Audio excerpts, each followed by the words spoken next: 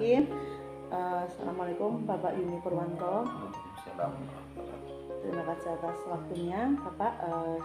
Pada kesempatan kali ini saya akan mewawancarai Bapak terkait dengan pengambilan keputusan berbasis nilai kebijakan sebagai pemimpin. Untuk yang pertama, selama ini bagaimana Bapak mengidentifikasi kasus-kasus yang merupakan dilema etika atau bujukan moral? Baik, selama ini dalam mengidentifikasi kasus dilema etika atau bujukan moral, saya mengidentifikasinya dengan analogi sederhana. Jika bujukan moral, maka benar atau salah. Sedangkan kalau etika itu benar lawan benar. Gitu. Untuk yang kedua Bapak, selama ini bagaimana Bapak menjalankan pengambilan keputusan di sekolah, terutama untuk kasus-kasus di mana ada dua kepentingan yang sama-sama benar atau sama-sama mengandung nilai kebajikan?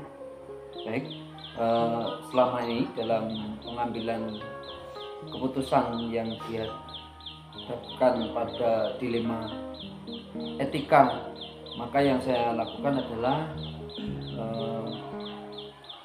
memikirkan dampak paling baik atau keputusan yang saya lakukan. Setiap keputusan pasti ada konsekuensi yang harus diambil, maka saya berusaha untuk mengambil keputusan yang paling bermanfaat untuk orang banyak dan meminimalkan risiko dampak buruk dari sebuah keputusan. Selanjutnya untuk pertanyaan yang ketiga Pak, langkah-langkah dan prosedur seperti apa yang biasa Bapak lakukan selama ini?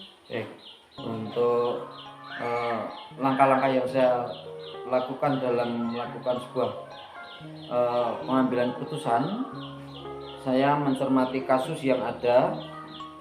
Jika itu adalah kasus bujukan moral, maka saya mendasarkan pada sebuah peraturan yang sudah berlaku.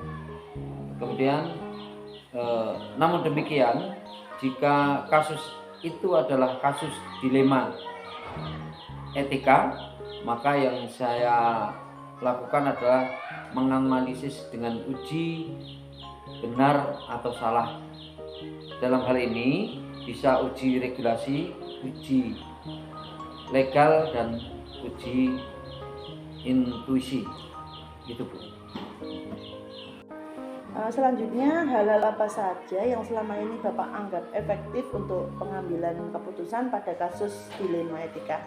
Baik, hal yang efektif dalam pengambilan kasus-kasus dilema etika adalah setelah saya melakukan uji benar dan salah, maka yang saya lakukan adalah mencari 2 atau 3 opsi pengambilan keputusan, kemudian saya pilih opsi yang terbaik yang telah saya munculkan dan ataupun yang saya munculkan tadi menjadi sebuah keputusan yang final. Gitu. Untuk selanjutnya, hal-hal apa saja yang selama ini merupakan tantangan dalam pengambilan keputusan pada kasus-kasus dilema etika Bapak? Baik, dalam hal-hal yang selama ini merupakan tantangan, itu tantangan dalam pengambilan keputusan pada kasus-kasus dilema etika adalah ketika berbenturan antara rasa keadilan dan belas kasihan. Nah, di satu sisi kita harus adil terhadap aturan yang berlaku, tetapi di sisi lain itu nilai kemanusiaan juga menjadi beban moral. Maka ini yang sangat menarik dan penuh tantangan dalam memutuskan sebuah keputusan. Gitu. Terus selanjutnya Pak, apakah Bapak memiliki sebuah tata kala atau jadwal tertentu dalam sebuah penyelesaian kasus dilema etika? Apakah Bapak langsung menyelesaikan di tempat atau memilih sebuah jadwal untuk menyelesaikannya? Bentuk atau prosedur seperti apa yang biasanya Bapak jalankan? Ya, untuk itu tidak ada jadwal tertentu dalam penyelesaian kasus dilema etika. Jika kasus itu urgent atau mendesak, maka akan segera diselesaikan dengan banyak pertimbangan dan masukan dari rekan sejawat. Namun jika kasus itu kasus dilema etika yang agak berat dan membutuhkan pemikiran, maka tidak tergesa-gesa dalam memutuskan. Harus ada perenungan, harus ada pemikiran yang mendalam sehingga menjadikan sebuah keputusan yang baik untuk semuanya. Selanjutnya, adakah seseorang atau faktor-faktor apa yang selama ini mempermudah atau membantu Bapak dalam pengambilan keputusan dalam kasus-kasus dilema etika? Tentu saja ada faktor, ada orang yang selama ini mempermudah dalam membantu pengambilan sebuah keputusan. Masukan dari teman guru, pertimbangan dari rekan sesama kepala sekolah yang memberikan opsi pilihan, yang terkadang opsi itu tidak terpikirkan oleh saya, tetapi jika kebijakan itu diambil maka akan menjadi kebutuhan yang sangat baik. Baik, langsung ke pertanyaan yang terakhir Bapak. Dari semua hal yang telah disampaikan, pembelajaran apa yang dapat Bapak petik dari pengalaman dalam mengambil keputusan dilema etika ini? Baik.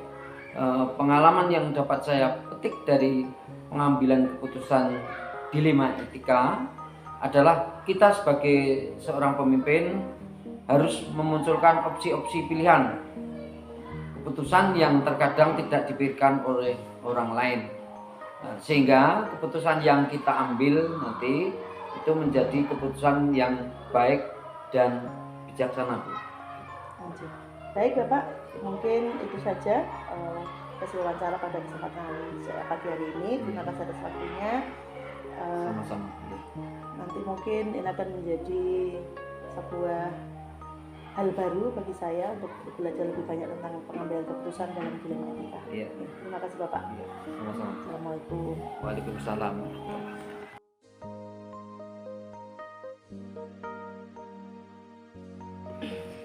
Baik Ibu, terima kasih atas waktunya. Perkenalkan, saya CGB Angkatan 9 Kabupaten Gunung Kidul. Saya mendapatkan tugas untuk mewawancarai Ibu selaku kepala sekolah dari SD Purwono 1 terkait pengambilan keputusan berbasis nilai kebajikan sebagai pemimpin.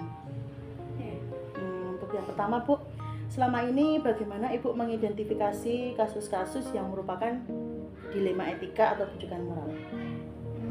Ya, jadi untuk kasus-kasus yang pernah terjadi di sekolah itu kita untuk mengidentifikasi apakah itu dilema etika atau rujukan moral, kita lihat dulu kasusnya. Jadi misalnya kasus seperti ini, misalnya ini ya, ada peraturan di mana sekolah itu akan membeli seragam baru.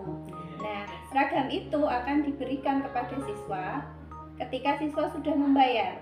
Nah, suatu ketika ada salah satu siswa yang belum bisa membayar karena kondisi orang tuanya mungkin. Nah, di situ akan muncul permasalahan bagaimana dengan siswa ini. Sementara yang lain sudah sangat mengharapkan seragam itu untuk segera digunakan, tapi dia belum bayar. Akhirnya kita akan punya dua opsi, ya. Apakah anak ini akan tetap diberikan dengan melanggar peraturan, ataukah kita tidak diberikan dengan konsekuensi bahwa anak ini akan ya mungkin malu, mungkin seperti itu dengan teman-temannya. Nah, dalam kasus seperti itu misalnya, kita punya dua pilihan. Kalau kita memberikan kepada anak itu, maka dia akan tidak akan merasa malu, dia tetap percaya diri. Artinya ini dibenarkan ya. Ya. Kemudian opsi yang kedua, ketika kita tetap mempertahankan peraturan dengan tidak memberikan seragam, itu kita juga benar karena sudah sepakat dengan sebelumnya. Nah, kasus seperti ini berarti termasuk benar lawan benar. Jadi maksudnya dilema etika. Kalau untuk bujukan moral itu jelas sekali bahwa kita ketika menghadapi suatu permasalahan dihadapan pada dua pilihan, yang satu benar, yang satu jelas salah. Nah, itu termasuk bujukan moral. Iya, baik. Untuk selanjutnya Ibu, selama ini bagaimana Ibu menjalankan pengambilan keputusan di sekolah, terutama untuk kasus-kasus di mana ada dua kepentingan yang sama-sama benar atau ada sama-sama mengandung nilai kebajikan? Berarti untuk kasus dilema etika ya, yang sama-sama benar. Nah, biasanya saya kalau tergantung kasusnya ya, kalau memang kasus itu bisa untuk segera dipilihkan mana solusinya, itu biasanya saya langsung memilih mana yang paling berpihak pada murid. Yang utama itu yang saya pentingkan itu yang memihak pada murid. Kemudian keputusan itu bisa dipertanggungjawabkan. Artinya tidak ada resiko-resiko yang akan mengikutinya. Kalaupun ada itu tidak besar gitu. Jadi pilih yang risikonya paling kecil gitu ya. Dan itu yang paling penting untuk murid. Iya, baik. Untuk selanjutnya langkah-langkah atau prosedur seperti apa yang biasa Ibu lakukan selama ini terkait dengan pengambilan keputusan tersebut? Ya, untuk langkah-langkah ketika mengambil keputusan terhadap kasus dilema etika, biasanya saya benar-benar harus mengklarifikasi terlebih dahulu dengan sejelas-jelasnya permasalahan itu. Kalau sudah jelas dari berbagai pihak yang terlibat dalam masalah itu, kemudian apabila muncul dilema etika, maka saya akan memilih keputusan yang lebih baik. Artinya keputusan itu lebih bermanfaat untuk yang mengalami kasus itu, terutama akan saya dahulukan murid dulu kalau itu bermanfaat untuk murid. Kemudian setelah itu tentu saya juga akan bermusyawarah dengan guru-guru untuk menyelesaikan suatu kasus itu. Saya tidak terburu-buru, jadi harus hati-hati benar. Supaya apa? Supaya mengurangi resiko yang akan terjadi. Jadi nanti ketika sebelum saya memutuskan suatu solusi untuk sebuah permasalahan, saya harus sharing dulu dengan rekan-rekan guru. Kemudian nanti hasil akhirnya itu harus yang terbaik, gitu. Baik, Bu. Pertanyaan selanjutnya Bu, terkait dengan hal-hal yang selama ini mungkin yang dianggap lebih efektif dalam pengambilan keputusan sesuai dengan kasus-kasus yang pernah hadapi. Yang saya anggap efektif ketika menyelesaikan kasus itu ketika keputusan yang saya ambil dalam menghadapi kasus itu sudah melalui prosedur yang saya jelaskan tadi. Jadi sudah klarifikasinya jelas, sudah dimusyawarahkan, sudah diperkecil resikonya, itu maka akan merasa efektif. Artinya tidak meninggalkan efek yang lain yang lebih buruk, dan itu merupakan solusi yang terbaik, begitu. Ya. Kalau tentang tantangannya Bu, mungkin bisa dijelaskan juga tantangan dalam mengambil keputusan yang mungkin sudah tadi dianggap paling efektif. Kalau untuk tantangan biasanya itu ketika kasus itu muncul antara pihak-pihak di dalam sekolah dengan luar sekolah. Nah, itu bagi saya adalah tantangan. Misalnya ketika ada permasalahan yang melibatkan antara guru dengan masyarakat, seperti itu. Nah, itu perlu penyelesaian yang lebih hati-hati lagi. Kita harus komunikasi dengan masyarakat, kita harus memperhatikan itu tadi kan sekarang ini banyak sudah ini ya zamannya sosmed. Nah, itu juga kita harus benar-benar meminimalisir supaya kasus-kasus yang ada ini kalau buruk nanti kalau masuk sosmed kan resikonya akan lebih besar lagi. Nah, itu tantangannya Bu menurut saya. Jadi kalau yang terlibat itu semakin luas, maka itu adalah tantangan bagi kami. Lalu untuk keputusan yang sudah Ibu ambil itu, apakah untuk penerapannya Ibu mempunyai jadwal tersendiri atau dijadwalkan kemudian atau langsung diselesaikan saat itu juga?